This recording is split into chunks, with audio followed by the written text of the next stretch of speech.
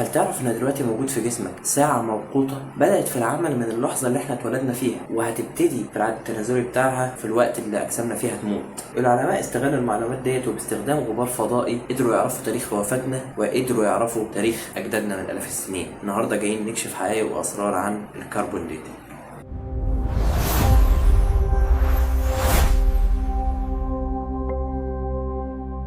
السلام عليكم ورحمة الله وبركاته. أهلا بيكم في حلقتنا الجديدة النهاردة بمكان جديد بشكل جديد بنمط جديد. إن النهاردة هنتكلم في بودكاست عن الكربون ديتنج. معانا ضيفنا النهاردة محمد اللي بطبيعة الحال تخصصه ليه علاقة بالفيزيكس، فهيفهمنا أكتر تفصيل. عامل إيه؟ الحمد لله، شكرا عمر على الاستضافة. أنا اسمي محمد حسن، تخصصت في الفيزيكس في جامعة زويل، خدت بعد كده ماجستير في الفلسفة من جامعة الAUC. دلوقتي قاعد معاكم. خلينا نبدأ بفكرة إيه هو الكربون ديتنج أصلا؟ هي تقنية بتستخدم فيها الكربون المشع أو كربون 14 في تحديد عمر المواد العضوية. المواد العضوية دي ممكن تكون كائنات حية توفت خلاص وماتت، ممكن تكون أجزاء منها زي عظام، الجلود، ممكن تكون ورق. التقنية دي اكتشفها عالم أمريكي اسمه ويلر بيبي في أواخر الأربعينات من القرن العشرين، وخد عليها جائزة نوبل في الكيمستري 1960. طيب بالنسبة للجائزة اللي خدها دي أكيد لسبب معين، هو كان إيه التعريف بالنسبة للكربون المشع اللي هو استخدمه في نظرية؟ يعني بص، هي قصة كبيرة شوية، احنا ممكن نلخصها في ان الغلاف الجوي المحاوط بكوكب الارض بتخش فيه اشعة كونية كوزميك ريز جاية من الشمس وجاية من المجرات التانية. فاول ما بتخش جوه الغلاف الجوي بتطلع نيوترونات، بتتفاعل مع الغلاف الجوي بتطلع نيوترونات. النيوترونات دي بتتفاعل مع غاز النيتروجين، هو اكثر انتشارا يعني في الغلاف الجوي، وبتخلي النواة بتاعة النيتروجين تطرد بروتون وبتدخل جواها نيوترون. فبدل ما كانت النيتروجين فيها 7 بروتونات و7 نيوترونات، بقى جواها 6 بروتونات و8 نيوترونات. فده تحول لعنصر تاني، عنصر الكربون، بس مش كربون اللي هو فيه 6 بروتونات و6 نيوترونات، لا، كربون المشع اللي هو فيه 6 بروتونات و8 نيوترونات، وعشان مجموعهم 6 و8 14 هو بيسموه كربون 14، الكربون المشع. بس فالكربون المشع ده بيتفاعل مع الأكسجين بيكون أول أكسيد كربون، وبعد كده بيتفاعل مع الأكسجين تاني بيتكون ثاني أكسيد الكربون، وثاني أكسيد الكربون ده بيمتص من النباتات والأشجار في عملية البناء الضوئي، وبيكون جوه الأنسجة بتاعة النباتات اللي امتصته عنصر الكربون المشعين. وإحنا لما بنتغذى على النباتات دي أو الحيوانات بتتغذى على النباتات دي بتدخل برضه جوه أجسامها وأنسجتها الكربون المشع. هي دي السبب اللي بيخش جوه أجسامنا الكربون المشع نتيجة تغذينا على النباتات أو الحيوانات. ويعني نسب الكربون المشع أو حجمه أو كتلته يعني في كل جسم من الأجسام دي تبقى نسب ثابتة. في حالة الكربون المشع الهاف لايف ده 5730 سنة، فكل 5730 سنة نص الكربون المشع اللي بيبقى موجود جوه أي مادة عضوية بيتحلل وبيتحول لنيتروجين، النص التاني بيتبقى بعد 5730 سنة كمان نص النص ده بيتحلل، والنص بيبقى يعني ربع يعني، وهكذا. بس فهو ويلر ليه يعني حاول يستخدم الساعة دي، ساعة التحلل دي اللي هي موجودة بمعدل ثابت زي ما قلنا بس في العمر، ان هو يعرف امتى الماده دي بدات تتحلل. بدايه التحلل بتبقى عند موت الكائن الحي. بس فهو قدر يستخدم بقى الساعه دي ان هو يحسب ويؤرخ للمواد العضويه بالكربون. تمام، يعني ممكن نلخص الكلام ده فكرة إن في تفاعل كيميائي حصل نتج عنه الكربون المشع اللي ابتدى داخل الغلاف الجوي داخل كوكب الأرض يدخل في تفاعلات تانية زي البناء الضوئي، ويبتدي يكون كربون مشع اللي إحنا بنمتصه من خلال الغذاء سواء نباتات أو حيوانات اللي بتتغذى بدورها على النباتات برضه. بعد الإنجاز اللي شفناه دوت اللي يستحق جائزة نوبل، إيه الآثار اللي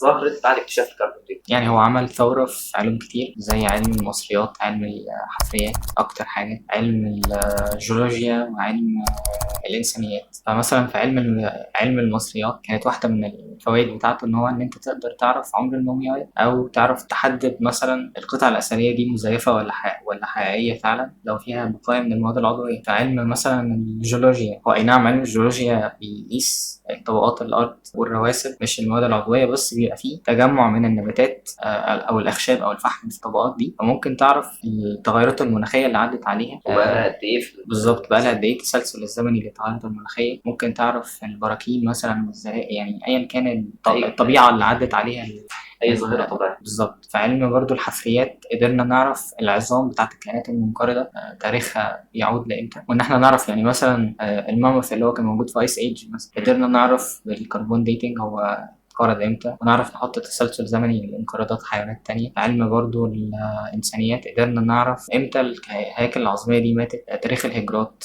امتى تحرك الزراعة، الانسان بشكل عام. بالظبط تحرك الإنسان ما بين القارات، برضو امتى الزراعة بدأت، أو التجمع السكاني نفسه بدأ، وظهور حضارات. وظهور الحضارات. أكيد دي نقطة اللي احنا عايزين نتكلم فيها أكتر. خلينا بقى ننقل مجال الحوار تماما من فكره الكربون ديتنج لتطبيق. احنا كنا في حلقه قبل كده عن الهيروغليفيه، كنت طلعت في ريل قلت ان الحضاره المصريه، ان انا شايف ان الحضاره المصريه اقدم وفقا لبعض المعلومات، واللي هي كانت ان انا قلت ان في نسبه وتناسب في فكره يعني اللي اقدم، ان احنا صعب ان احنا نحدد ان الحضاره المصريه او الكتابه الهيروغليفيه اقدم او الكتابه السومريه. ولكن في نفس اللحظه انا كنت ميلت اكتر للراي اللي كان بيقول ان الحضاره المصريه اقدم والكتابه الهيروغليفيه كذلك. بس النهارده معايا ضيفي اللي بنتكلم معاه عن الكربون ديتنج، فهنشوف هنقدر نحسب الموضوع ده ولا لا. فايه رايك يا محمد في القصه دي؟ انت تقف في صف اللغه الهيروغليفيه والحضاره المصريه، ولا الرافدين والمسماريه؟ يعني أنا في وجهة نظري بلاد الرافدين أقدم حضارة لأسباب مختلفة، مش منها اللغة تحديدا يعني. طيب ممكن توضح لنا ايه دور الكربون ديتنج في الحته دي؟ يعني مثلا الكربون ديتنج استخدمناه عشان نعرف امتى حصل أول تدوين النباتات والحيوانات. في حيوانات مدجنة في نباتات مدجنة حبوبها يعني. فقدرنا نعرف بالكربون ديتنج إن أقدم مجتمعات بدأت في الزراعة كانت من 10,000 قبل الميلاد، في أجزاء بقى يعني مثلا شمال سوريا، غرب إيران، جنوب شرق تركيا، الحتت دي يعني. اراضي هي الاناضول. الهلال الخصيب. بس ما اعرفش اماكن محدده يعني. في اماكن بيقولوا مثلا زي جوبيكلي تيبي، بس دي اماكن ما قبل التاريخ يعني، او بدات عندها التاريخ. ده كده باعتبار ان الحضاره بدات مع الزراعه، ولكن في ناحيه مختلفه احنا ممكن نطلق على ان مصر بدات الحضاره بعد الزراعه مع التوحيد. فهل مثلا ممكن نقول ده على على العراق مثلا على حاجه زي الكتابه المسماريه؟ ما هي بدايه للحضاره، بدايه تسجيل النشاطات اللي تم. يعني وجهه نظري برضه في الموضوع ده ان اقدم مخطوطات عرفناها بالراديو كاربون ديتنج، او بالطريقه اللي احنا الأجهزة بتاعت بنتكلم عليها النهارده في الحلقه، كانت بتعود مثلا ل 3000 4000 سنه قبل الميلاد. لكن لو هنتكلم مثلا على اقدم نص مكتوب في بلاد الرافدين، ممكن يكون نص الجلجامش، الملحمه بتاعت الجامع.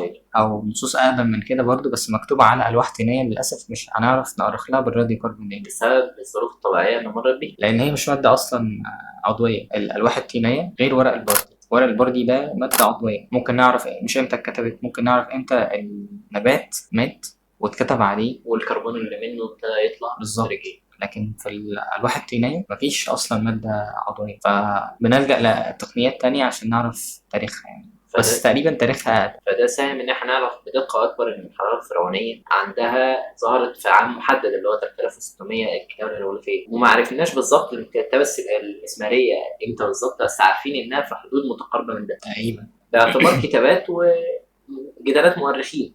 بس غالبا أقدم غالبا يعني. ماشي، بس يظل الديبيت هنا فكره امتى ظهرت الحضاره.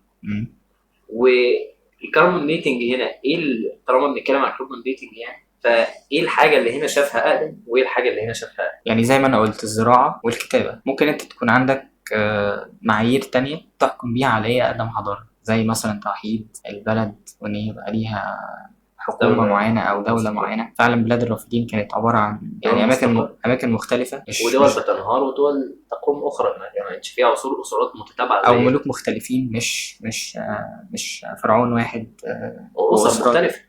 طيب ماشي. انت شايف ان في عوامل تانية؟ والله يعني لا، اكيد في عوامل تانية مختلفه، لان الزراعه هي حاجه اساسيه، بس ممكن تلاقي فلاح قاعد في اي ارض زراعيه مش شايف نفسه تابع لدوله، لان لسه مفيش دوله قامت، فبيزرع بس مفيش حضاره، مفيش انجاز تاريخي اقدر اقول ان كان في فلان قاعد هنا بيحقق حاجه. الحضاره هي دايما ارض بتورث جيل لاخر، ما كانش فيه انجاز وفقا للزراعه. انا اشوف ان الحضاره فعلا ممكن تبدا مع ظهور الحياه المدنيه، من فكره في مدينه وفي دويلات وفي دوله وحكومه كبرى ولا مثلا او كده. ده برضه بيخليني اروح اكتر لفكره ان الحضاره المصريه ممكن تبقى اقدم شويه، مع ظهور كمان ان الكتابه معروف بشكل محدد. احنا عارفين احنا امتى ظهرت الكتابه الهيروغليفيه، على عكس الكلام المسماري. هو لو ده تعريفك للحضارة بتبدأ ازاي، ممكن يبقى انت صح، لكن انا في وجهة نظري الحضارة بتبدأ بالزراعة. يعني احنا كنا في البداية بنجمع النباتات بدل ما كنا بنزرعها، ودي كانت موجودة عموما في معظم الأراضي اللي احنا بنتكلم عنها. ما كانت موجودة في مصر، كانت موجودة في بلاد الرافدين، كان الناس بتتغذى على النباتات اللي موجودة في الأماكن دي. لكن بداية فعلا الحضارة بالنسبة لي إن يبقى في زراعة تدليل للنباتات والحيوانات، وإن يبقى في تجمع يعني اجتماعي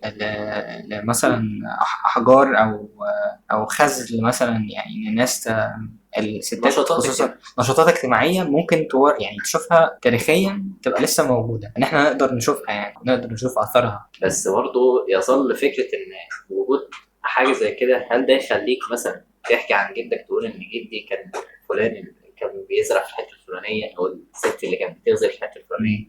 ده ما يخلكش تنتمي لحضاره. عموما احنا وصلنا لنهايه الحوار ان هو عنده راي وانا عندي راي، وزي ما انا قلت في الحلقه اللي فاتت بتاعت الهيروغليفيه، انا مقتنع قد اكون منحاز شويه للحضاره المصريه كوني مصري، بس في النهايه مفيش بيانات تؤكد بنسبه 100% انهي الاقدم، وفي النهايه احنا اخوات عرب يعني يا جماعه. وصلنا لنهايه الحلقه، استفدنا ايه؟ استفدنا ان دلوقتي عرفنا قد ايه الراجل الليبي ده فكر ازاي نقدر نحسم الجدال ما بين المؤرخين اللي بيقعدوا يتجادلوا بالكلمات والكتب.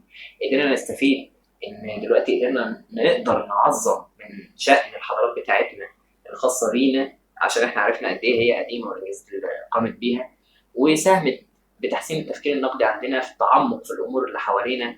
زي ما ليبي ده عمل، قال لك بص في الطبيعه وابتدى يبص المركبات الكيميائيه اللي ساهمت بعد كده في ظهور الكربون دي. ولو كل ده مش مهم بالنسبه لك فاعتبرها معلومات عامه. ما تنساش تدوس اللايك وتشترك في القناه لو لسه مش مشتركين، وفعل زر الجرس عشان يوصلك كل جديد. وفي الاخر نشكر محمد حسن ان هو كان معانا في الحلقه الجميله دي، والسلام عليكم ورحمه الله وبركاته.